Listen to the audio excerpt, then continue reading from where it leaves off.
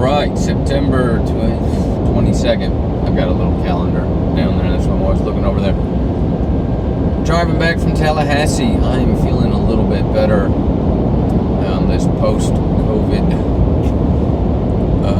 sickness, aka the flu that I had. And I was just watching a couple of the previous videos, pretty sad stuff. Luckily, I'm bouncing out of that pit of confusion. I wouldn't call it depression. Certainly great pondering was happening while sick, and then tearing the lid open on origins of mankind. So I have now listened to Passio's formal presentation on cosmic abandonment, and I'm in the back end of all of his podcasts also related to that topic. So his presentation was like 2 hours long, and he's, I don't know, it's like got a dozen podcasts that kind of flesh it out in more detail. And all I can say is that's got to be it. This must be the bottom at this point. I feel like Jim Carrey, this is great, appropriate. I feel like Jim Carrey in the Truman Show when he goes sailing and he runs into the barrier of the town or the bubble or the movie set that he's on. And what I mean by that is the discussion on the origins of mankind. I don't think you can get any more foundational in, I don't want to say a belief structure, but in a list of topics by which to understand life and reality, at least in terms of things that theoretically could be proven as true or false, meaning if we could uncover enough artifacts and records, we could accurately delineate the messages that have been left behind in regards to what the people before us knew, as far back as you can go to, say, the earliest recordings of men. The only thing more, I guess, foundational would be trying to describe the actual invisible, which is all conjecture. So the mind of Trog, the mind of God. Okay, so back to the topic. I watched or listened to Cosmic Abandonment, and stick a fork in me, I'm done. I know I alluded to this in the previous videos with Tessarion's work of Origins and Oracles, which I've probably listened to half of that in bits and pieces.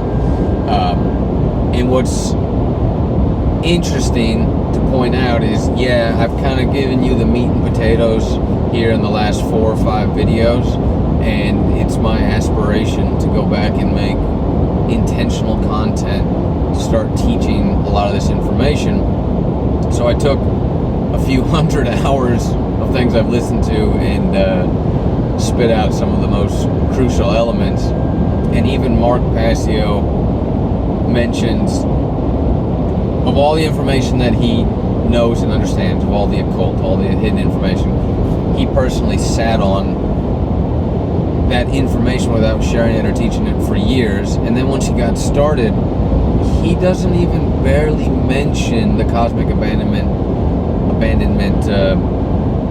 facet or piece of the explanation, because it's so, I guess, paradigm rocky, for lack of a better term. He waited years before he even gave that presentation, so this is very advanced.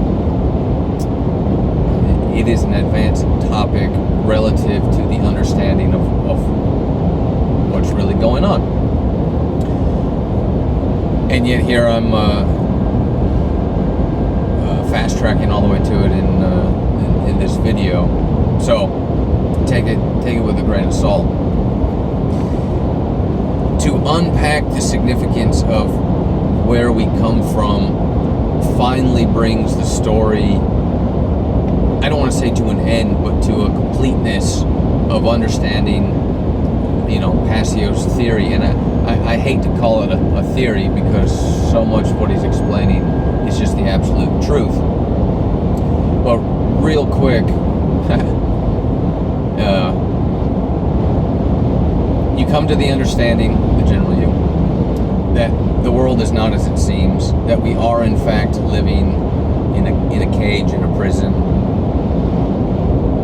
at least in America, in the form of comfortable slavery, and we've been led to believe that we're really free, and we're not. And people all throughout time and in different countries currently can certainly attest to our lack of freedom, but we've got a heavy dose of mind control here. And so you start peeling back the layers and you keep asking the question, why is something that way? What is the root cause? What is the root origin of this existence?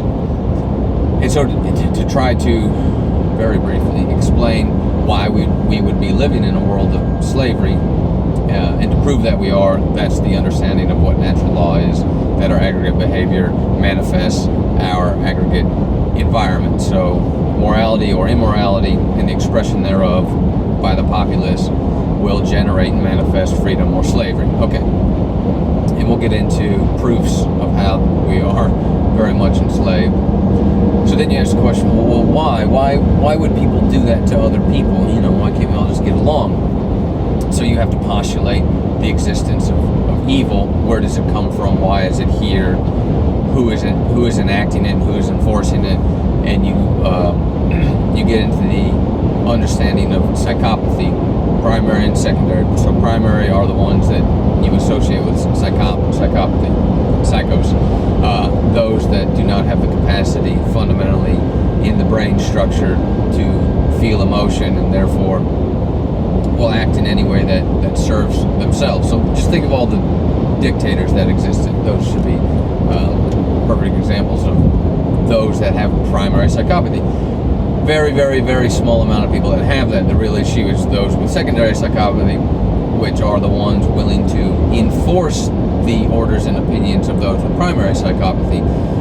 And the distortion, the heavy distortion, especially in the Western world, is believing that that form of government or existence or psychopathy or authority only exists in the dictatorships of past time, right? Whether it's Hitler, Pol Pot, Stalin,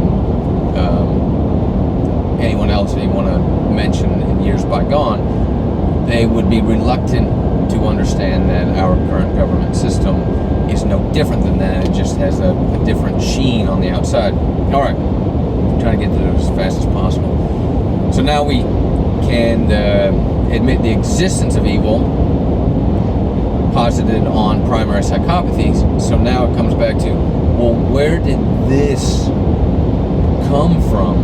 Why would psychopaths exist in the human race? It does not appear natural. So you ask yourself, well, did those that believe in scientism, which is taking science to the extent of religious fervor and really basing science on money instead of what it ought to be, which would be born out of the scientific method of truth, that takes you down the road of Darwin's theory of evolution, which has never been borne out in the fossil record. And then on the other hand, you have the stark creationists that would say, you know, this is all by the hand of God, which paints a very bleak picture of what they believe God to be. They think that God would create psychopaths that would terrorize other people, as if he has nothing better to do in all his infinite existence than create this beautiful earth with wonderful creatures and plants that all live in harmony, except the one known as humans, just to terrorize each other. That doesn't add up. And Darwin's theory falls short in being able to prove the quote missing link between apes and humans in the fossil record. And Passio goes into pretty good, extensive proofs, and he mentions the work of Lloyd Pye, so I recommend you look that up as well in the disapproval of human evolution. Plus, I may have mentioned this in an earlier video, the pretext of evolution seems to be focused on not only the survival of the fittest so much, but the survival of material matter, as opposed to the evolution and enhancement of consciousness, which we definitely aren't experiencing or manifesting. You know, there's kind of a difference of opinion of what evolving would mean, not just the passing on of your genetics to the next generation, but an actual improvement in the total sense of the word. And then if you start looking at the timelines, in order for us to have evolved from, you had Australopithecus and then another species in between before Homo sapiens sapien, the amount of time that would have been required would have to have been gargantuan in terms of how even Darwin explained evolution to happen over millions and millions of years, but our leap apparently happened in 50 to 100,000 years. Anyway, I don't want to get into the disproofs of Darwin right now. I just want to point out the polarity of this scientism, not science, but scientism held belief of where man came from, and the creationist held belief. And then there's this other possibility, as posited by Tsarion and other researchers, and Passio and his explanation of cosmic abandonment, which rests on the notion of a extra-dimensional, extraterrestrial entity or being coming to Earth for a myriad of reasons, likely to mine gold for their atmosphere, or for to save their own species or something, and then basically splicing their DNA with pre-existing hominoids here on Earth, and poof, we know as the human race is created. And I know that sounds far-fetched, and I get into this topic at the risk of losing the couple people that actually listen to this anyway. But you start going down that road and you get into the ancient texts, and it seems like all the previous civilizations have a story that is very similar in recounting the story I just spilled out there in the last couple minutes of this interaction with this other being from another dimension or another planet. And when you can interpret the Bible through a different lens, you even see it in the Old Testament. Jordan Maxwell does a phenomenal job, and I'm just scratching the surface with him in I don't know if it's reinterpreting or just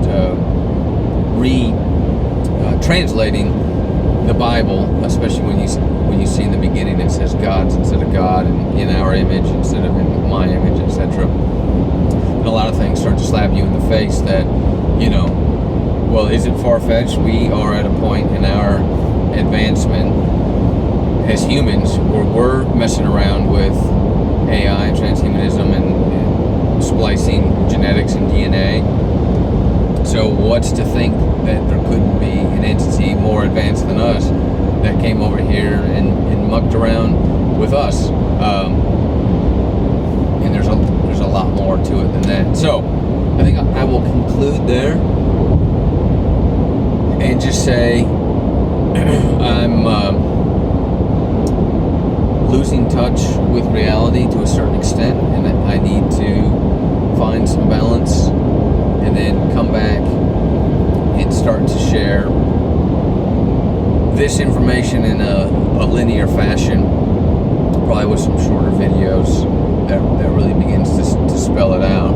But now you've kind of got the whole story, Pastio from episode, and I didn't really get into the first 70 here on video where it spells out the problem, but I got you caught up to